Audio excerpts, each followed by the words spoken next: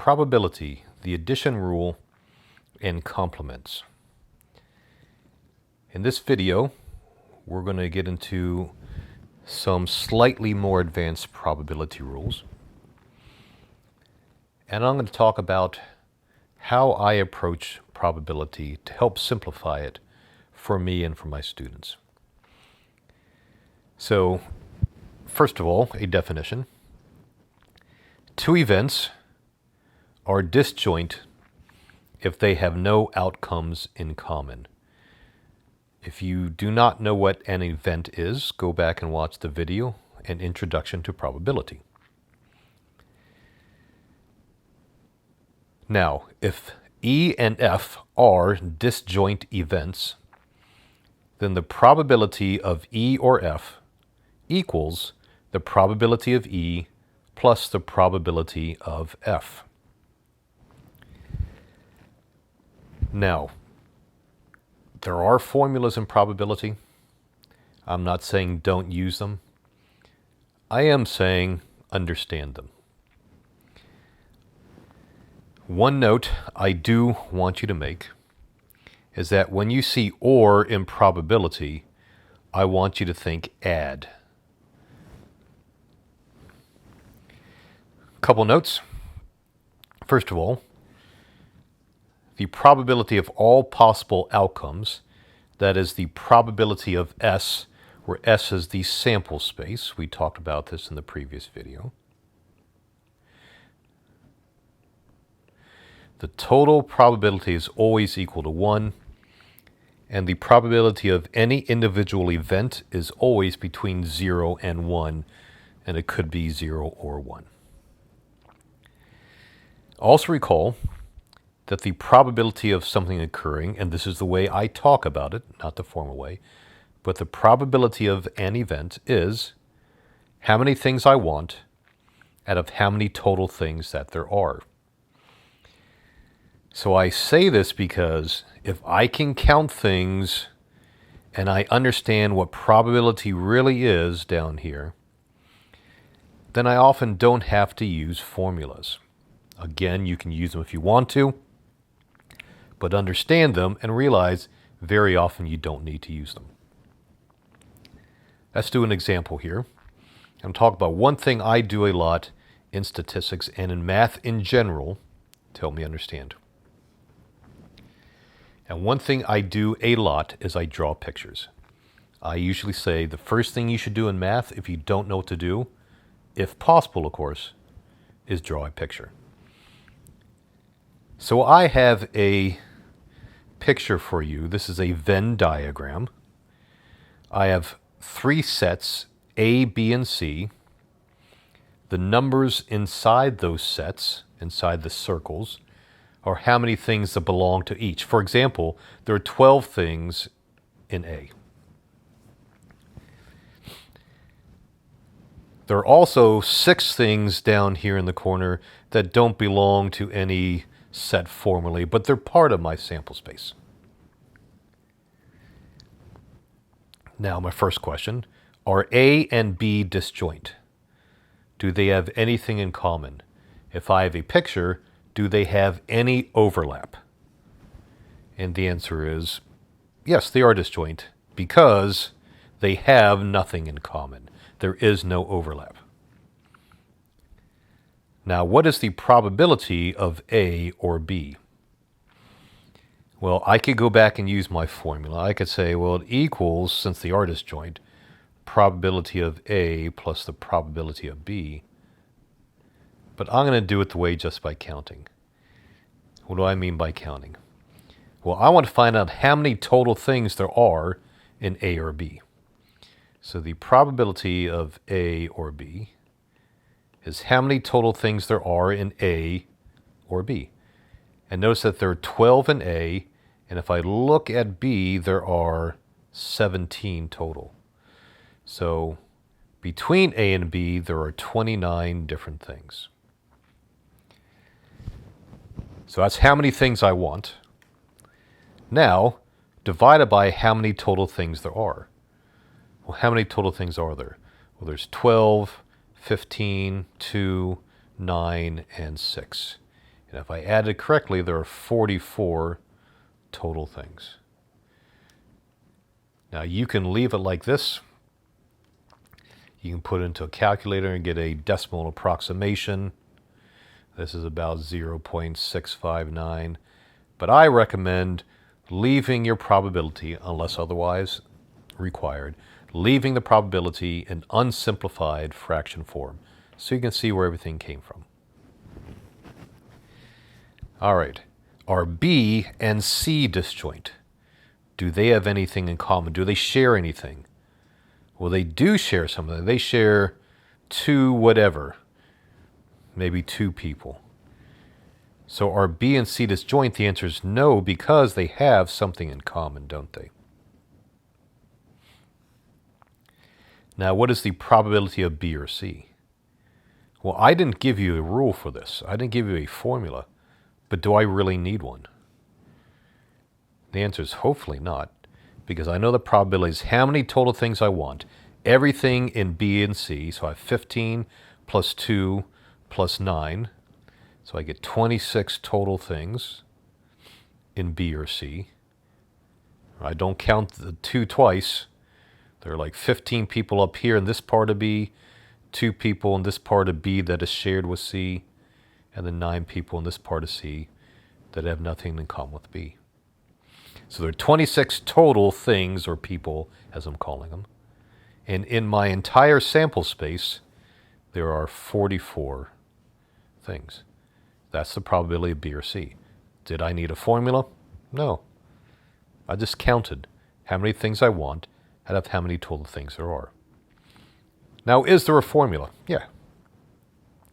But I'm going to show you where the formula comes from for the general addition rule. And the general addition rule for the following is the probability of A or B, whether or not they are disjoint, whether or not they have something in common. So let me shade this in first. So A or B is everything in both A or B, right? So total in both circles.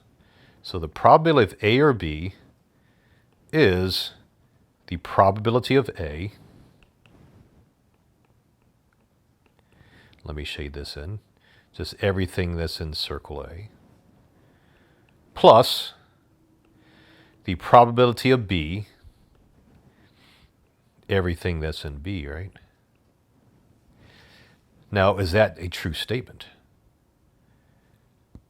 Well, that's not a true statement because I double counted the things that A and B have in common. So what I have to do is subtract off the piece that they have in common because I counted it twice. And we call that the probability of A and B. So A and B is what is shared.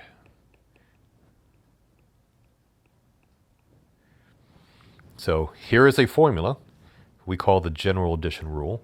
There's a picture, I like pictures to help me understand, that show why this rule works. But in general, I tend not to use formulas if I can draw pictures or understand things.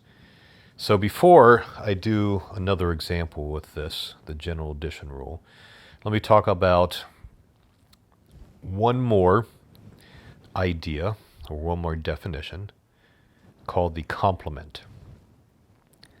So the complement of an event E, which we write as E to the, it looks like C power, but it's really E to the superscript C, E complement, is all the outcomes in S that are not in E. Let's give a really quick example here. So let's say the sample space are the numbers 1, 2, 3, 4, and 5. And let's call E 1 and 2.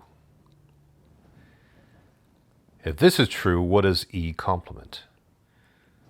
Well, E complement is everything in my sample space that's not in my event E. So everything else. Notice that E and E complement are always disjoint by definition.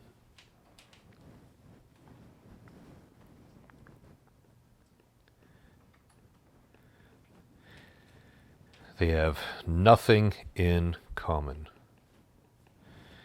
So that's going to help me do some problems sometimes. Because the probability of E or E complement, notice that E and E complement combined together, if I look at everything, I get everything, right? So if E is something and E complement is everything else, then the probability of E or E complement is always the total probability, or 1. Since they are disjoint, we could say the probability of E plus the probability of E complement equals 1, which implies that the probability of E complement equals 1 minus the probability of E. If this doesn't quite make sense, let's do an example, and you keep going through probability, you'll start to see this show up a lot, and we'll talk about it. So let's give an example of this. Suppose that a small zoo has the following animals. There are 4 lions, 3 tigers, 2 elephants, 17 camels, not sure why the zoo has so many camels, 6 hippos, and 4 vultures. So my question is, what is the probability of randomly choosing one of these animals, but that has more than 2 legs?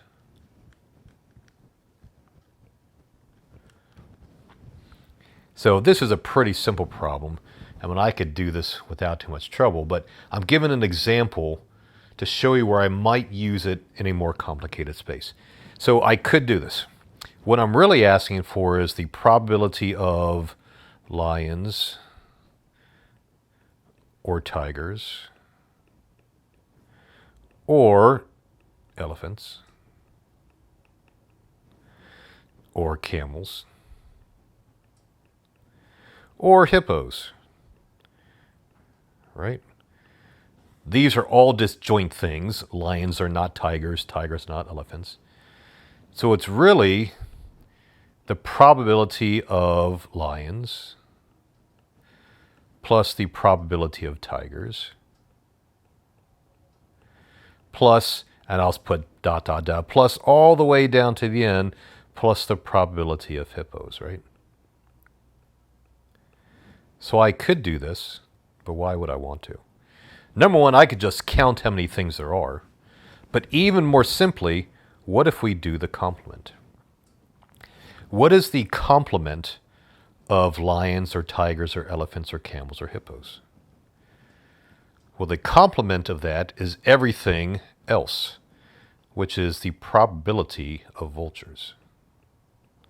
Right? That's the everything else. And the probability of vultures, well, there are 4 vultures, because a vulture, a bird, has only 2 legs. And if I count all the total animals, 4 plus 3 plus 2 plus 17 plus 6 plus 4, I get 36 total animals. So does that equal what I want? Well, no. That is the complement of what I want. So the probability that I actually want is 1 minus the probability that I just found. And we'll certainly do problems with complements later on, but we need a bit more advanced rules or understandings to get some interesting problems, but just a simple one to start. Let me give you one final example.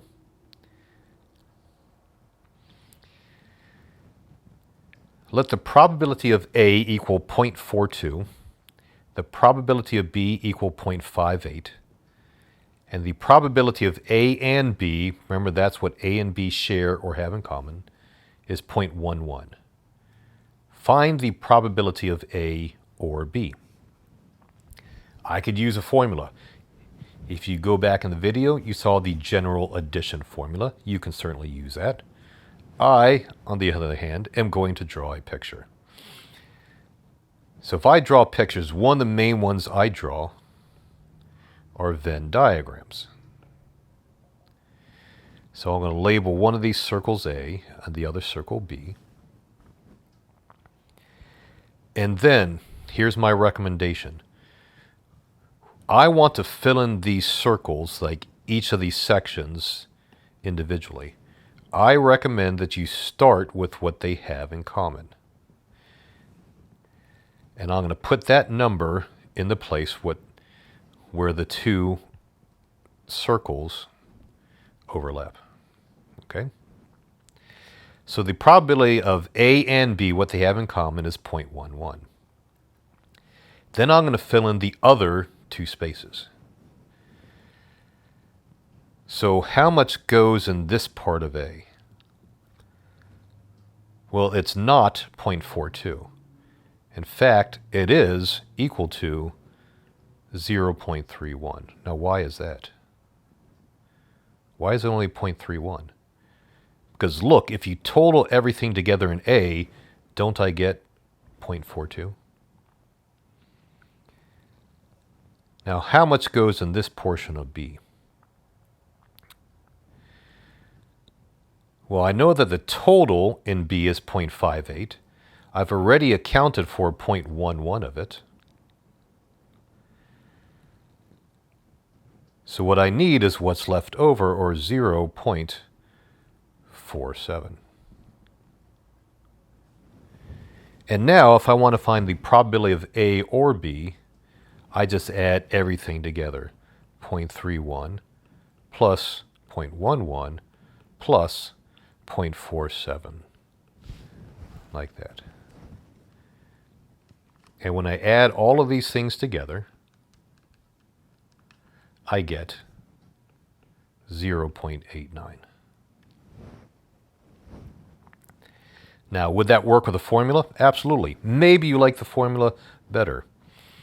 So the formula, if you recall, is the probability of A or B equals the probability of A plus the probability of B minus the probability of A and B. Okay, you might say, this is way, way easier. Yeah, but then you're memorizing extra stuff that you might not understand, that you might forget, or it might simply be easier for you, because I could plug my values in like this, and I will get the exact same answer, 0.89. But I recommend pictures because, if nothing else, they help you understand when you're not sure what to do.